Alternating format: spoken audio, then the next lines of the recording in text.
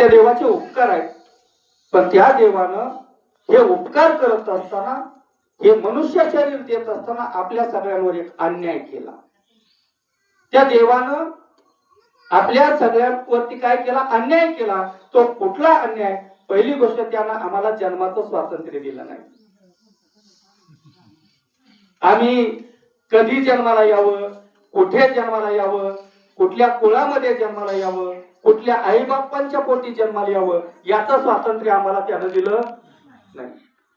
आणि आम्ही कधी मरावं याचंही स्वातंत्र्य त्यानं आम्हाला दिलं नाही. आमचा मृत्यू कशा प्रकारचा व्हावा, आम्हाला किती वर्षाचं आयुष्य मिळावं, याचं स्वातंत्र्य आपल्या हातात आहे का? नाही. मग देवानं जन्माचंही स्वातंत्र्य दिलं नाही, मृत्यूचंही स्वातंत्र्य दिलं नाही, पण देवानं एक उपकार असा केला की ज्यानं या दोनही गोष्टी पुसून काढण्याचं सामर्थ्य बाळगलं.